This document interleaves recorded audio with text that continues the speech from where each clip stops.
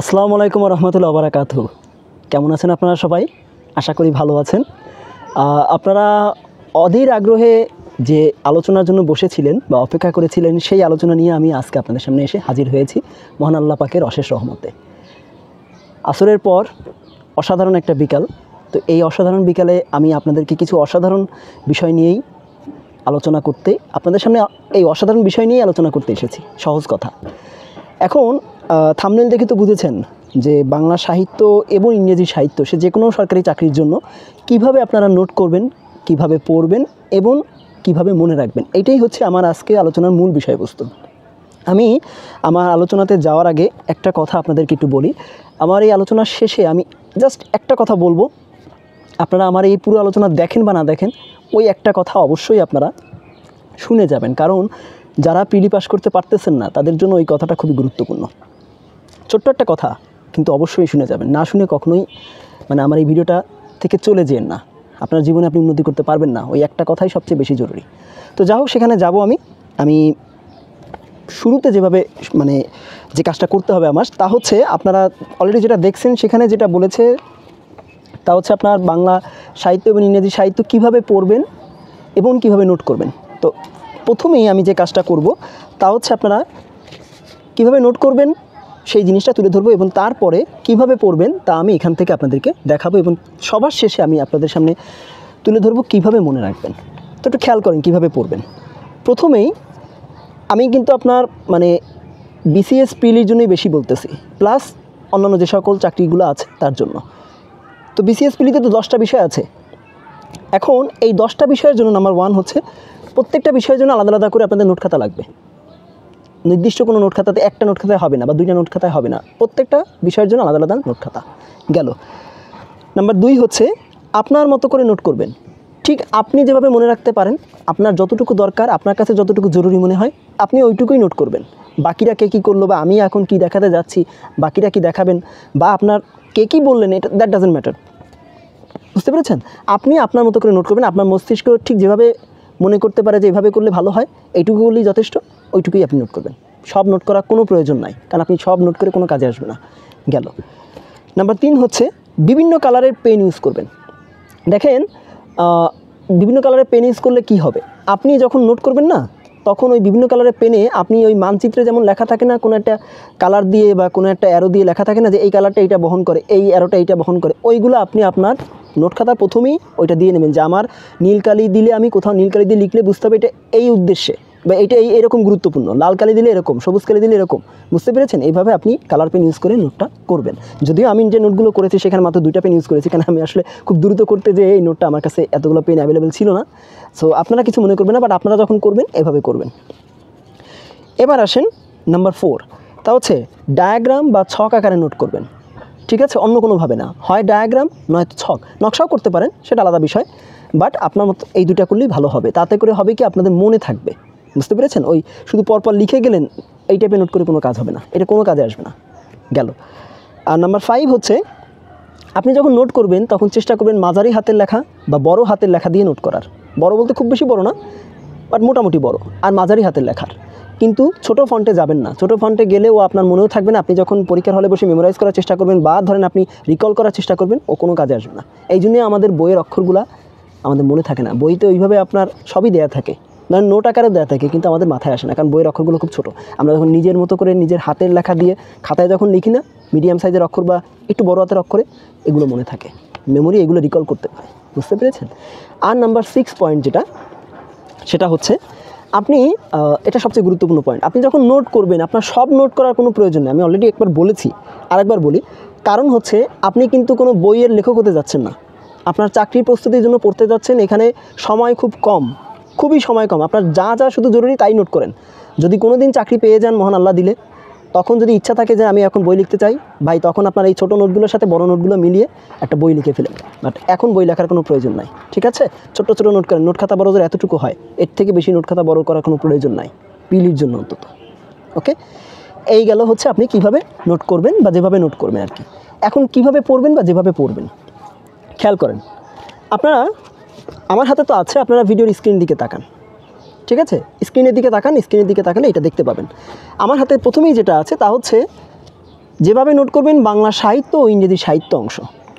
কিভাবে নোট করবেন দেখেন, আমি লেখকদের বিষয় বা সাহিত্যিক বা কবি বা যেটাই ধরেন বা ঔপন্যাসিক তাদের বিষয়ে আমি কিভাবে নোট করেছি, আমি কিভাবে করেছি সেটা আপনাদের আমি একটু দেখাচ্ছি। আমি এখানে মোট 6টা পয়েন্ট ধরেছি বা 6টা ঘর, বুঝতে পেরেছেন? 6টা ঘরে এটা বাংলা এবং ইংরেজি আপনি এভাবেই সেমভাবেই করতে পারবেন। আমি কি দেখেন, আমি কি পয়েন্ট এখানে তুলে ধরেছি। নাম্বার 1 হচ্ছে লেখকের নাম প্লাস তার ছদ্মনাম বা উপাধি, প্রথম ঘরে থাকবে এটা। দ্বিতীয় ঘরে থাকবে জন্ম ও মৃত্যু এবং তার সাথে থাকবে হচ্ছে ওই জন্ম মৃত্যুর সাল ও স্থান এবং কারণ, বুঝতে পেরেছেন? গেল। নাম্বার 3 ঘরে থাকবে তিনি কেন বিখ্যাত বা মানে তার উপাধিটা কী, বা ধরেন তিনি কেন বিখ্যাত, উপাধি অলরেডি আমি দিয়েছি, এবং তার লেখনির ধরন মানে তার স্টাইলটা কী, বুঝতে পেরেছেন? গেল। নাম্বার 4 ঘরে যেটা থাকবে তা হচ্ছে উল্লেখযোগ্য লেখনী, মানে তার গুরুত্বপূর্ণ লেখনীগুলো। তার তিনি তো অনেক কিছু লিখেছেন, আপনি সব কিছু দিতে পারবেন না, নোট খাতা এগুলো সব কিছু দেওয়ার দরকার নয়, এগুলো আপনি বই থেকে পড়বেন, বাট গুরুত্বপূর্ণ যেগুলো নোট করবেন সেইগুলা। নাম্বার 5 হচ্ছে তার বিখ্যাত উক্তি ও পুরস্কার, তিনি বিখ্যাত যেসব উক্তিগুলো দিয়েছেন এবং তিনি যেসব পুরস্কার পেয়েছেন, ঠিক আছে? আর নাম্বার 6 হচ্ছে তিনি কোন যুগের ছিলেন এবং তার অবদানগুলো কী ছিল ওই যুগে, বা ধরেন তিনি কাল পেরিয়ে তো অনেক কালজয়ী লেখক থাকেন, মানে তার অবদানটা কী, বাংলা সাহিত্যে বলেন বা ইংরেজি সাহিত্যে তার অবদানটা কী, বুঝতে পেরেছেন? এই আমি 2 জন লেখকের নাম চুজ করেছি, একজন বাংলাতে একজন আমার খুব পছন্দের লেখক, বলতে পারেন আমার সবচেয়ে পছন্দের লেখক কাজী নজরুল ইসলাম, ওনার লেখনী আমি নিয়েছি। আর আমার ইংরেজিতে আমার সবচেয়ে পছন্দের লেখক যিনি উইলিয়াম শেক্সপিয়ার, আমি তার লেখনীটা নিয়েছি। তো দেখেন আমি কী করেছি, একটু দেখেন, আপনাদের কাজে লাগবে। যদি আপনারা দেখতে পাচ্ছেন, তারপর আমি আরেকটু ভালো করে বলে দিচ্ছি যে কী করেছি দেখেন, বা আপনারা কী করবেন। কাজী নজরুল ইসলাম সম্পর্কে লিখবেন ওনার নাম, এবং উনি মূলত উনি মূলত কবি, আমরা যে হিসেবে ওনাকে পরিচিত আর কি আমাদের কাছে। ওনার ছদ্মনাম বা উপাধি ধূমকেতু এবং ব্যাঙাচি, এ দুটা। ওনার জন্ম মৃত্যু আমি দিয়েছি, কোথায় জন্মেছেন সেটা দিয়েছি, আর উনি কেন মারা গিয়েছিলেন সেটাও দিয়েছি, অর্থাৎ পক্ষাঘাত রোগে বা যেটাকে বলা হয় ALS রোগ, এটাতে তিনি মারা যান, এটাও আমি দিয়েছি। এবার আসেন উনি কেন বিখ্যাত, বুঝতে পেরেছেন? বা ওনার লেখনির ধরন প্লাস ওনার লেখনির ধরন, উনি বিখ্যাত, উনি জাতীয় কবি প্লাস বিদ্রোহী কবি, গেল। আর হচ্ছে উনি যে স্টাইলে লিখতেন তা হচ্ছে বিদ্রোহী স্টাইল, বা ওনার লেখনীতে আপনি সমাজের সকল অন্যায় অবিচারের বিরুদ্ধে তিনি মানে রুখে দাঁড়িয়েছেন, তিনি তার কলম মানে তিনি যেটা মসি আর কি, মসি, সেই মসি তিনি উঁচু করে দিয়েছেন, বুঝতে পেরেছেন? গেল। উল্লেখযোগ্য লেখনীর মধ্যে আমি রেখেছি হচ্ছে অগ্নিবীণা, বিষের বাসী, শালসহ লিখেছি, সাম্যবাদী, এগুলো সব কাব্যগ্রন্থ, প্লাস লিখেছি বাদনহারা, কুহেলিকা, মৃত্যুক্ষুদা, এগুলো উপন্যাস। আপনারা ছক বড় করলে এখানে আরও অনেক কিছু লিখতে পারবেন, নাটক থেকে শুরু করে যদি ওনার থেকে থাকে এগুলো আপনারা লিখতে পারবেন। এবার ওনার বিখ্যাত উক্তি দেখেন, কারারই লৌহ কপাট, এটা কোথা থেকে নেওয়া সেটা আপনার উল্লেখ করলে ভালো হবে, আমি অবশ্য উল্লেখ করি নাই।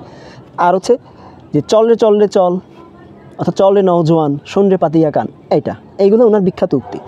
উনি কী পুরস্কার পেয়েছেন দেখেন, উনি পদ্মভূষণ পেয়েছেন, ডিলিট পেয়েছেন এবং 21 পদক পেয়েছেন, এগুলো সালসহ আমি লিখেছি। যদিও উনি কিন্তু একটা জিনিস আমার লেখা উচিত ছিল, তা হচ্ছে উনি কিন্তু আমাদের জাতীয় কবি হওয়া সত্ত্বেও তার এই যে তিনি যে জাতীয় কবি এটা কোনো স্বীকৃতি ছিল না, এই স্বীকৃতিটা কিন্তু আমার ঠিক খেয়াল আসতেছে না, সম্ভবত এই বছরের প্রথম দিকে দেওয়া হয়েছে অথবা গত বছরের শেষের দিকে, আপনারা এটা একটু দেখে নিন, এটা মনে রাখবেন, ঠিক আছে? এগুলো এখানে অ্যাড করে নেবেন, গেল।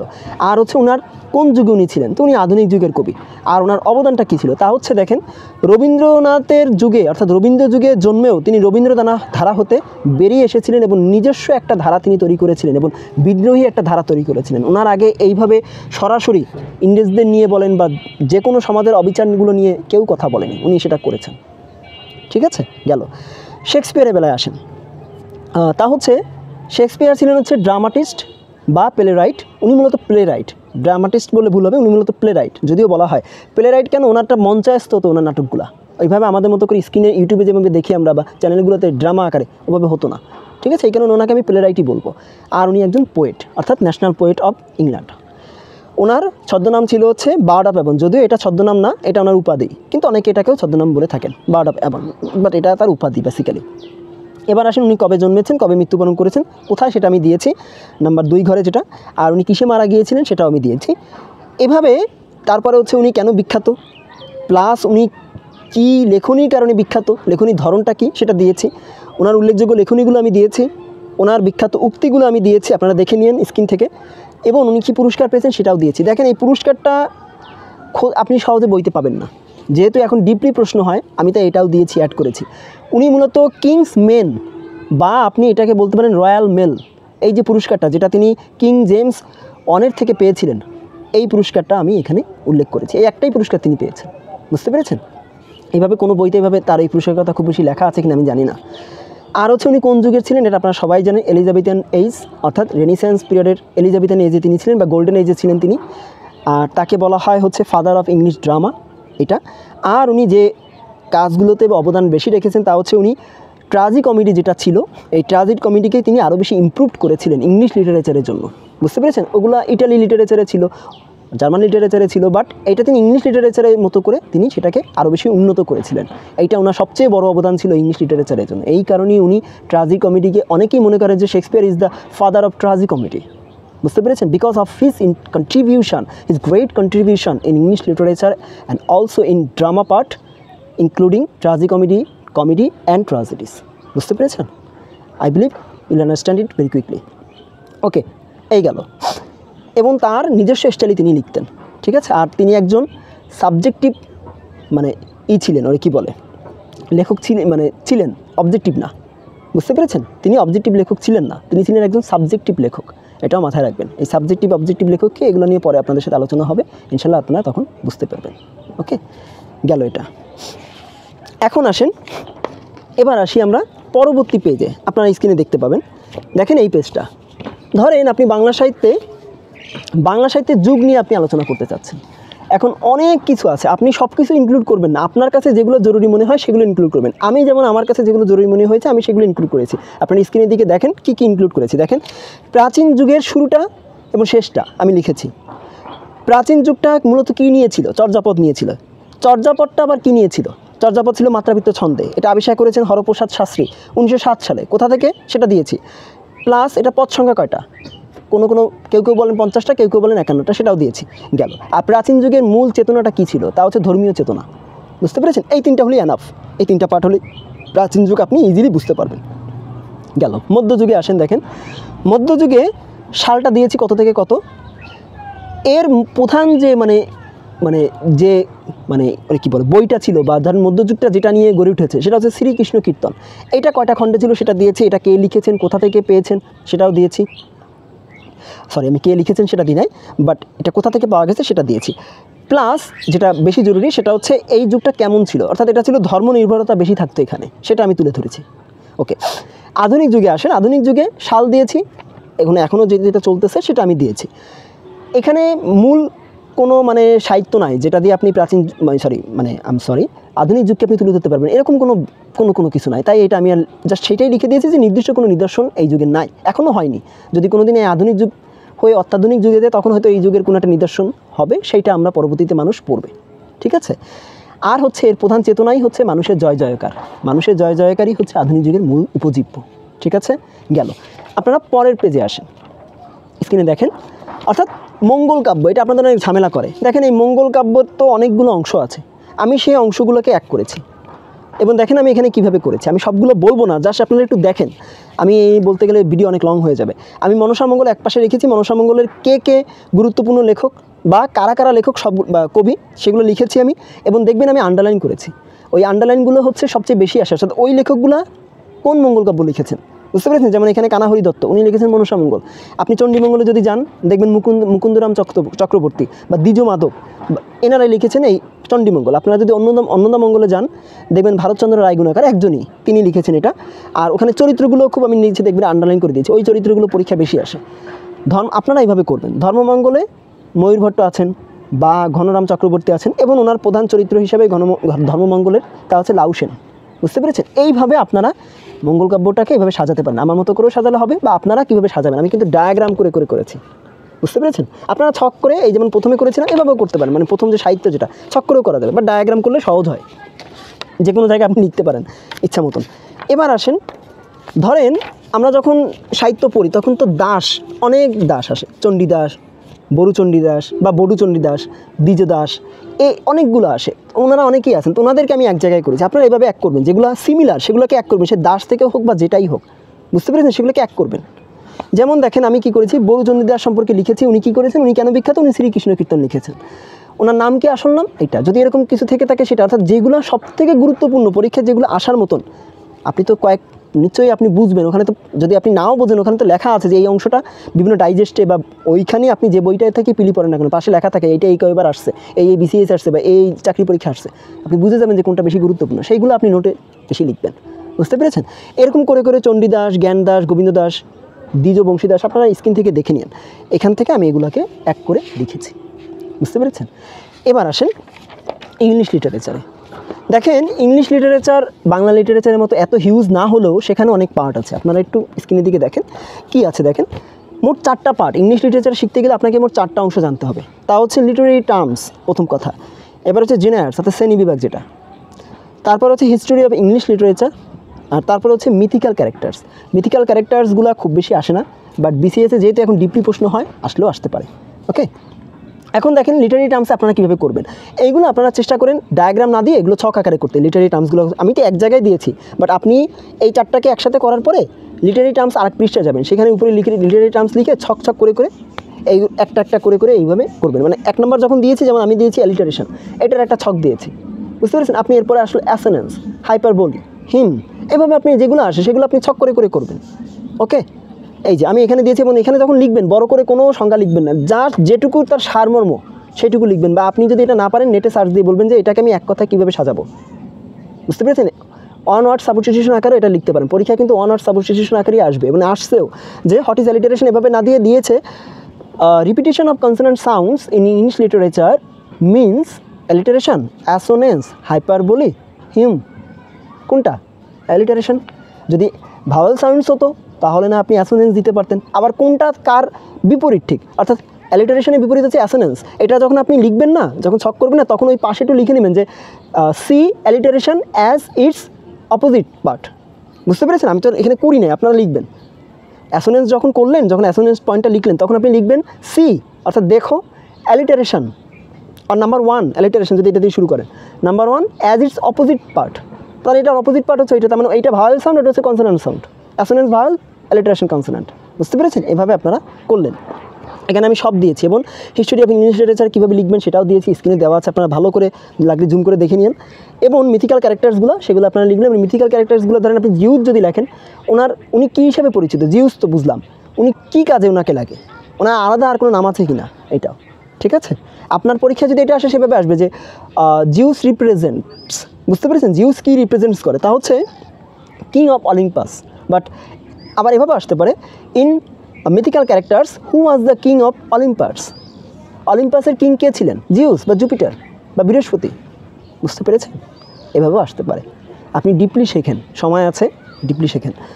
গেল, এই গেল আমার কিভাবে আপনি পড়বেন, অনেকগুলো কথা। তো এবার আসি হচ্ছে কিভাবে আপনি মনে রাখবেন। একটু একটু অপেক্ষা করুন। আসলে সারাদিন অনেক তাল করেছি, রাত ভোরে ভোরে এগুলো করেছি, তাই চা নিয়ে এসেই বসেছি। প্লিজ কিছু মনে করেন না, 10টা সেকেন্ড আমি কিল করলাম আপনাদের থেকে। তো যাই হোক, এবার আসেন কীভাবে মনে রাখবেন। তা হচ্ছে 2টা মাত্র কাজ করলেই আপনি মনে রাখতে পারবেন, মাত্র 2টা কাজ।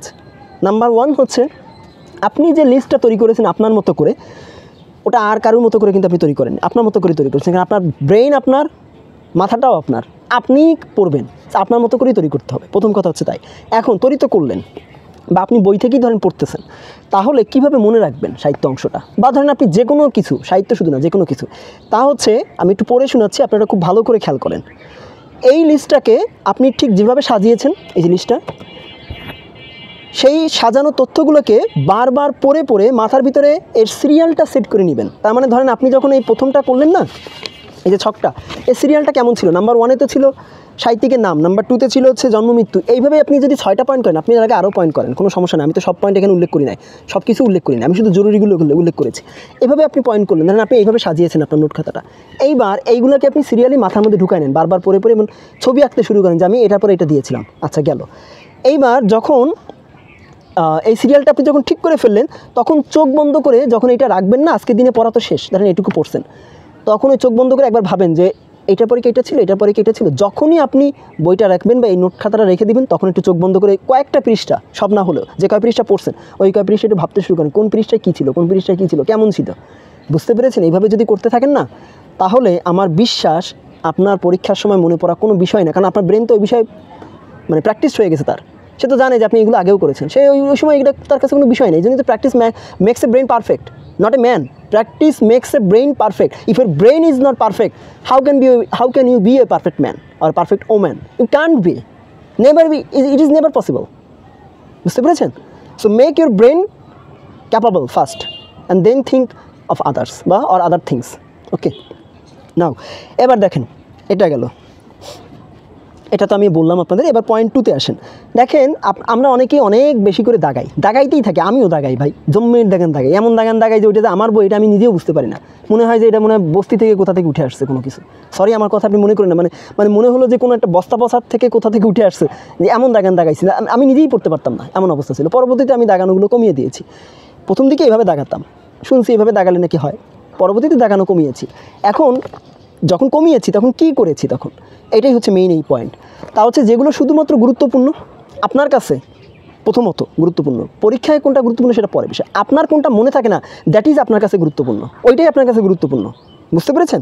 আপনার যেটা মনে থাকে না সেটা গুরুত্বপূর্ণ আপনার কাছে, ওইটাই আপনি দাগাবেন আগে। ওই জায়গায় গোল করে পারেন, বা আপনার কালার মার্কার পেন দিয়ে পারেন, বুঝতে পেরেছেন, বা যে কোনো পেন দিয়ে আপনি ওইটাকে মার্ক করেন বা গোল করে মার্ক করেন।